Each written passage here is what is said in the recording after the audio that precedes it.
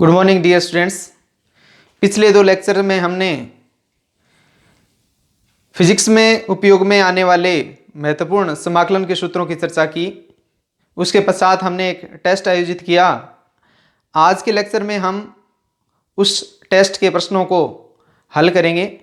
आइए अब लेते हैं अब पहला प्रश्न था हमारा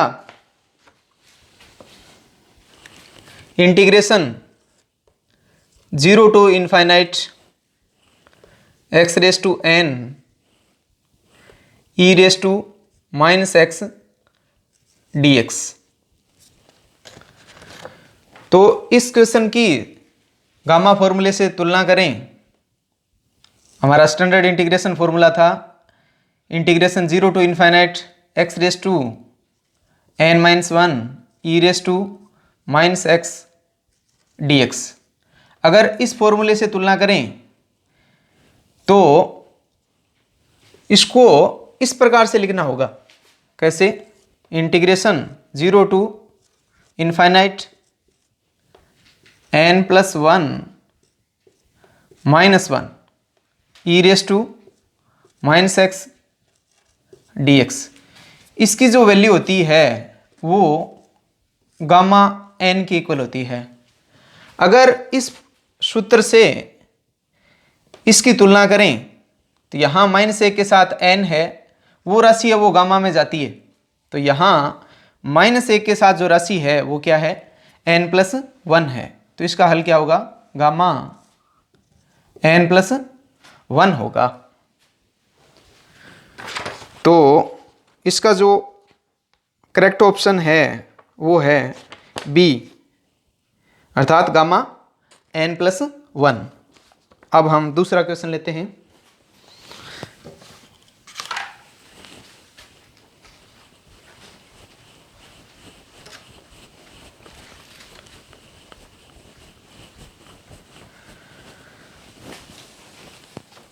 क्वेश्चन नंबर 2 है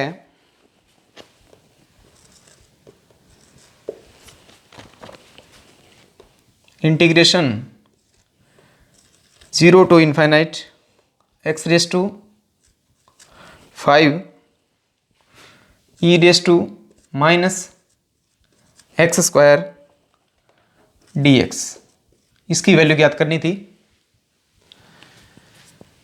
इसकी स्टैंडर्ड इंटीग्रेशन फॉर्मूले से तुलना करें तो ये जो फॉर्मूला है वो ये होता है integration 0 to infinite x raised to n minus 1 e raised to minus x square dx। इस इंटीग्रेशन की जो वैल्यू होती है वो हम जानते हैं 1/2 गामा n/2 के इक्वल होती है। तो इस क्वेश्चन को इस फॉर्म में लिखेंगे तो क्या मिलेगा? Integration 0 to infinite x raised to 6 minus 1 e raised to minus x square dx। इस फॉर्मूले से तुलना करें इसकी तो हमें n का जो मान है वो कितना प्राप्त होगा? 6 प्राप्त होगा। तो इसका हल हो जाएगा गामा n की वैल्यू कितनी है? यहाँ 6 है। तो n की जगह क्या आ जाएगा? 6 डिवाइड बाई 2। तो ये आ गया गामा 3/2। तो इसमें जो ऑप्शन है वो ए ऑप्शन है, गामा 3/2। आगे क्वेश्चन नंबर 3 है बीटा mn किसके इक्वल होता है?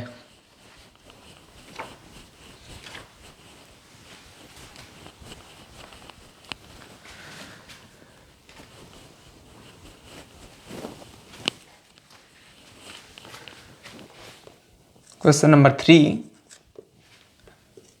बीटा mn की वैल्यू पूछी गई थी। तो बीटा mn की वैल्यू हम जानते हैं gamma m gamma n upon gamma m plus n।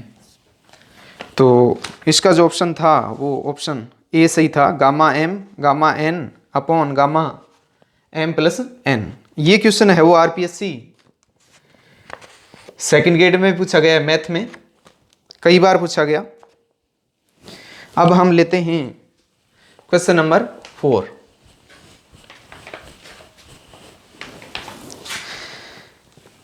Question number 4 हमारा है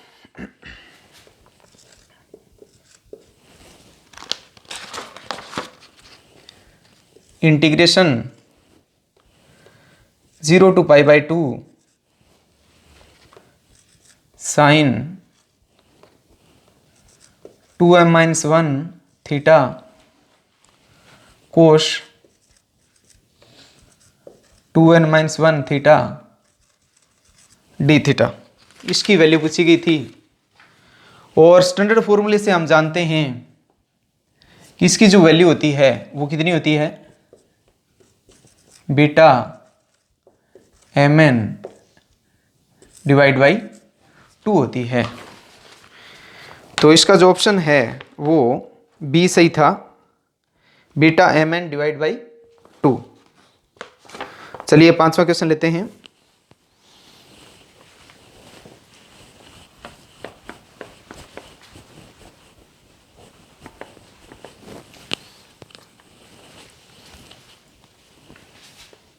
क्वेश्चन नंबर 5 है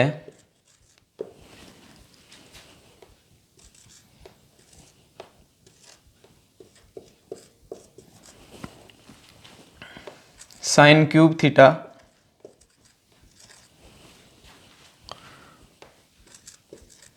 कोस रेस टू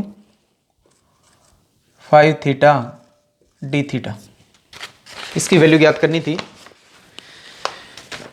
तो हमारा स्टैंडर्ड इंटीग्रेशन फॉर्मूला था, उससे अगर तुलना करें, integration 0 to π/2 sine 2m-1 theta कोश 2n-1 थीटा डी थीटा, इसकी जो वैल्यू होती है वो होती है, अभी हमने देखा पिछले क्वेश्चन में, बीटा mn बाई 2 होती है। तो इस इंटीग्रेशन की तुलना हम करें इस फॉर्मूले से, तो यहाँ 2m-1 की वैल्यू है 3 तथा 2n-1 की वैल्यू है 5। तो इससे हम m तथा n की वैल्यू निकालेंगे। 2m-1 है 3 तथा 2m बराबर आ जाएगा 4, तो m की वैल्यू आ गई 2। इसी प्रकार 2n-1 की वैल्यू कितनी हो जाएगी, 5 हो जाएगी। तो यहाँ से n की वैल्यू आ जाएगी 6/2 यानी 3। तो m की वैल्यू आई 2 तथा n की वैल्यू आई 3। तो इसको हल करें तो इसकी वैल्यू कितनी हो जाएगी, बीटा mn बाई 2, 2 इंटू हमारा आंसर हो जाएगा बीटा mn बाई 2, 2 से 2 कैंसिल हो जाएगा। m तथा n की जो हमारी वैल्यू थी वो क्रमशः 2 तथा 3 थी, इसलिए आंसर क्या हो जाएगा, बीटा 2 3। तो ये ऑप्शन था, सी ऑप्शन था, बीटा 2 3। इसके बाद हम लेते हैं question number 6।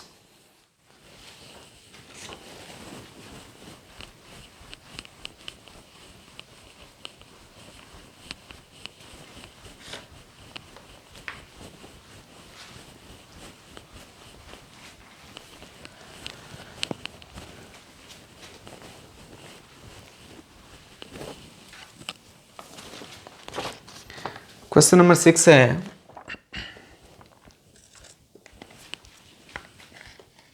Integration 0 to π/2 sine square theta cos raise to 4 theta d theta. इसको हल करना था। तो स्टैंडर्ड फॉर्मूले से हम जानते हैं कि integration 0 to π/2 sine 2m-1 theta cos 2n-1 theta d theta की जो वैल्यू होती है वो क्या होती है 1/2 बीटा mn होती है।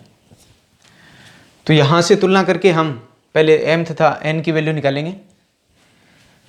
तो इसकी इस स्टैंडर्ड फॉर्मूले से तुलना करें तो 2m-1 की वैल्यू हो जाएगी 2, तो m का मान आया 3/2 और 2n-1 का मान कितना होगा 4 हो जाएगा। तो n की वैल्यू यहाँ से आ जाएगी 5/2। तो इस इंटीग्रेशन की वैल्यू हो जाएगी बीटा mn/2, बीटा mn/2 और बीटा m है हमारा 3/2 और n है 5/2। बीटा mn को ओपन कर लेते हैं तो क्या आएगा 1/2 बीटा mn क्या होता है gamma m gamma n upon gamma m plus n, यानी gamma 3/2 gamma 5/2 upon gamma 3/2 plus 5/2।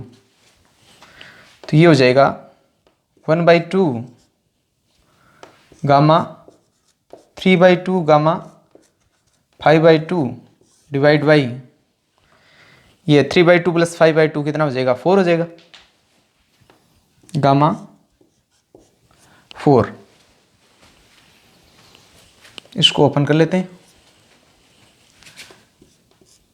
1/2 gamma 3/2 हो जाएगा 1/2 इंटू रूट पाई और गामा 5/2 हो जाएगा 3/2 1/2 रूट पाई और गामा 4 की वैल्यू हो जाएगी 3, 2 और 1। इसको 3 से काट देते हैं, ये वैल्यू हो जाएगी π/32। तो इस इंटीग्रेशन का हल क्या होगा π/32 हो जाएगा। इस प्रकार हम आसानी से अगर स्टैंडर्ड फॉर्मूले हमारे याद हों तो आसानी से इस प्रकार के प्रश्नों का हल है वो निकाला जा सकता है।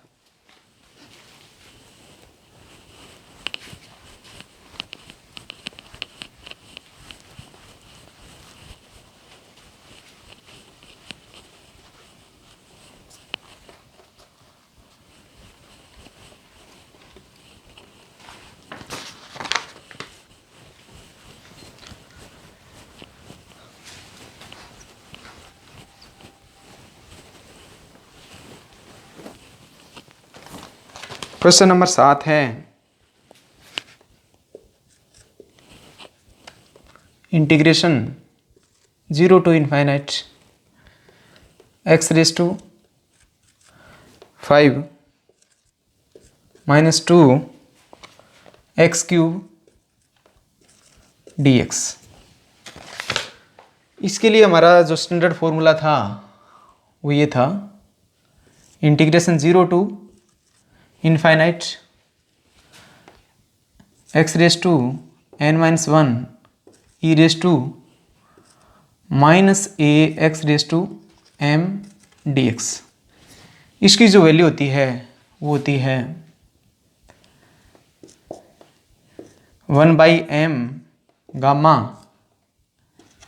n/m तथा अपॉन में होता है a की पावर n/m। यहाँ m था, यहाँ क्या होता है n/m होता है। जैसे यहाँ स्क्वायर हो 2 हो तो यहाँ 2 आ जाएगा, यहाँ 2 आ जाएगा तथा यहाँ 2 आ जाएगा। इस क्वेश्चन को इस तरह लिखते हैं इस फॉर्म में, तो क्या आएगा, integration 0 to infinite x raise to 6 - 1 e raise to -2 x³ dx। तो ये वैल्यू हमारे पास आ जाएगी इस फॉर्मूले से 1/3 गामा 6/3 डिवाइड बाई ए हमारा यहाँ 2, तो आ जाएगी पावर 6/3। तो इसका हल हो जाएगा 1/3 गामा 2 रेज टू 2, गामा 2 हो जाएगा 1 गामा 1, और ये हो गया 3 × 4। गामा 1 की वैल्यू 1 होती है, इसलिए आंसर क्या आ जाएगा 1/12। तो इस इंटीग्रेशन की वैल्यू कितनी आई 1/12। आइए 9th क्वेश्चन लेते हैं। इससे पहले 8वां क्वेश्चन रह गया, question number 8।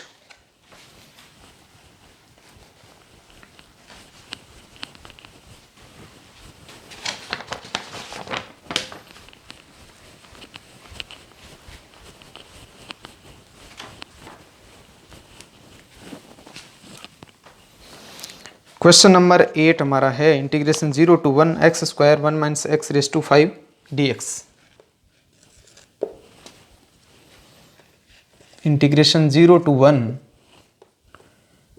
x² 1 - x raise to 5 dx। इसके कोरस्पॉन्डिंग जो स्टैंडर्ड फॉर्मूला था वो था 0 to 1 x raise to m-1 1 - x raise to n-1 dx। इसकी जो वैल्यू होती है वो होती है बीटा mn। तो इसको इस फॉर्म में लिखेंगे तो क्या मिलेगा, इंटीग्रेशन 0 to 1 x की power 3 - 1 1 - x raise to 6 - 1 dx। तो इसकी वैल्यू हमारे पास आ जाएगी बीटा mn। m कितना है 3 तथा n है 6, और बीटा mn जो होता है वो होता है gamma m gamma n upon gamma m + n। तो इसको हम हल करेंगे तो क्या मिलेगा, गामा 3 गामा 6 अपॉन गामा 3 + 6, यानी गामा 3 गामा 6 अपॉन गामा 9। इसको आगे सोल्व करें, फिर गामा 3 हो जाएगा 2 × 1, और गामा 6 हो जाएगा 5 × 4 × 3 × 2 × 1 डिवाइड बाई गामा 9। ये हो जाएगा हमारे पास 8 × 7 × 6 × 5 × 4 × 3 × 2 × 1। ये कैंसिल आउट हो जाएगा, और ये आ गया हमारे पास 1/8 × 21, और ये हो जाएगा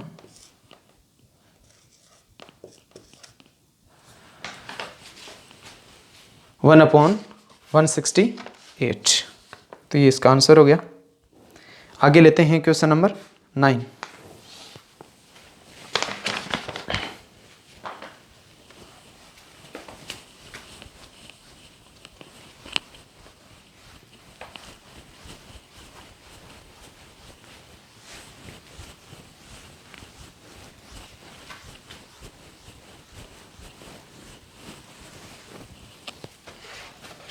क्वेश्चन नंबर 9 है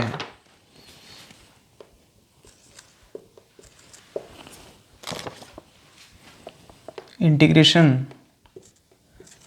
minus infinite to plus infinite p x square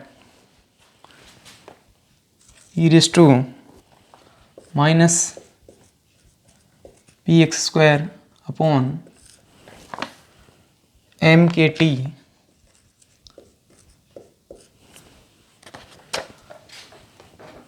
d p x. तो यहाँ हमारा वेरिएबल है वो x नहीं होकर के क्या है पी एक्स है।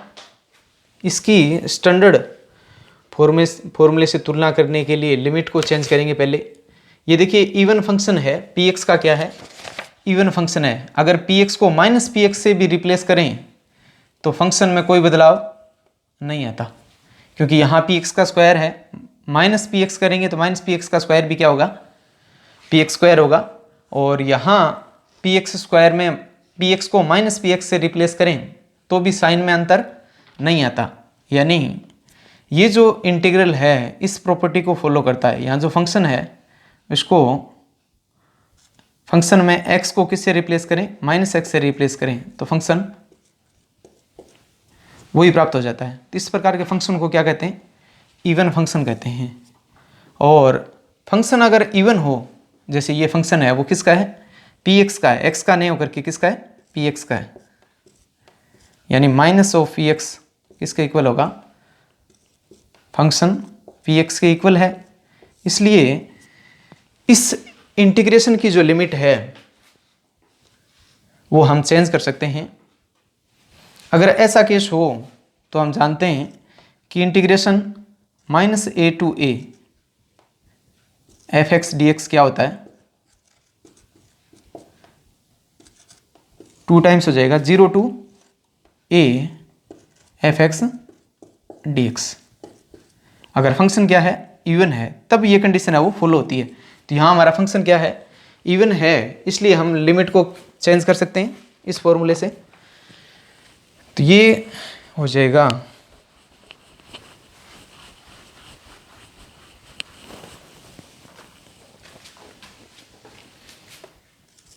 टू टाइम्स हो जाएगा 0 to infinite p x square minus e की power minus p x square upon 2 k t d p x. अब इसकी हम स्टैंडर्ड फॉर्मूले से कंपैरिजन करके देखते हैं। स्टैंडर्ड फॉर्मूला हमारा है integration 0 to infinite x raise to n minus 1 e raise to minus a x square d x. इसकी जो वैल्यू होती है वो होती है 1/2 gamma n/2 e raise to n/2। तो इसको इस फॉर्म में चेंज करने के लिए हम कैसे लिखेंगे इसको देखिए 0 टू इनफाइनाइट पी एक्स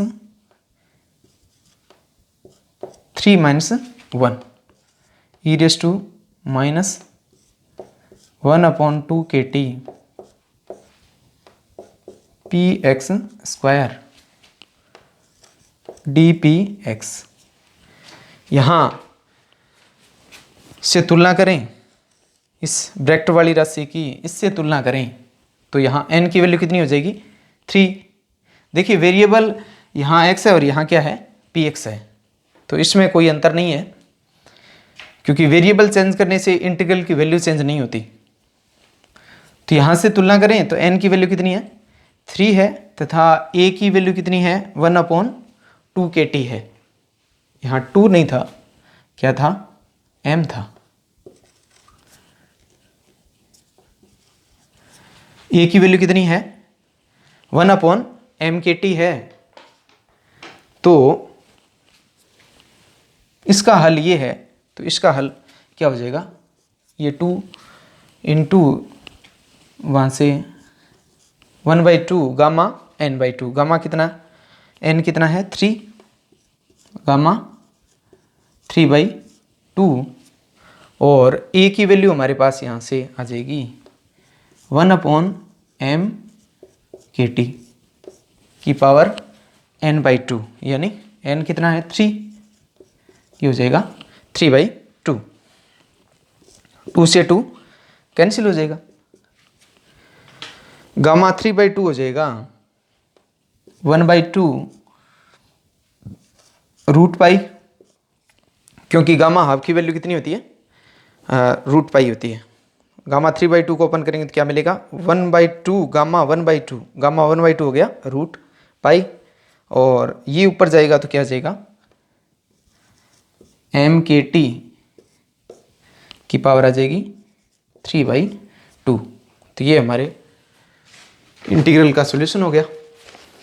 अब हम अंतिम सवाल लेते हैं।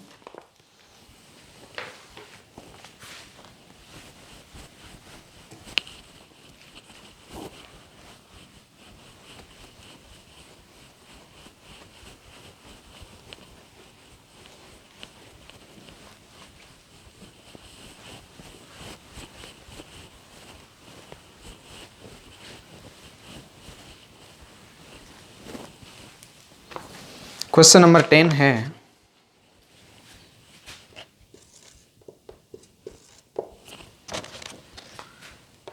Integration 0 to infinite c square e raise to -mc²/2 dc। स्टैंडर्ड फॉर्मूले से तुलना करें तो स्टैंडर्ड फॉर्मूला हमारा इस टाइप का है 0 to infinite x raise to n-1 e raise to -ax² dx। इसकी जो वैल्यू होती है वो हम जानते हैं 1/2 gamma n/2 e raise to n/2। तो उसको इस फॉर्म में लिखेंगे, इस सूत्र को इस फॉर्म में लिखेंगे तो क्या आ जाएगा, integration 0 to infinite c raise to 3 - 1 e raise to -m/2 c² dc। तो यहाँ से n की वैल्यू हो जाएगी 3 तथा a की वैल्यू हो जाएगी m/2। यहाँ वेरिएबल x ने होकर के क्या है, वेरिएबल c है।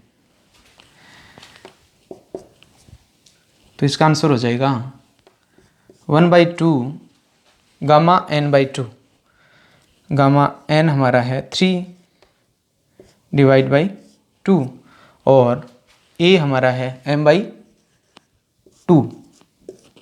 इसको हल, इसकी पावर हो जाएगी 3/2।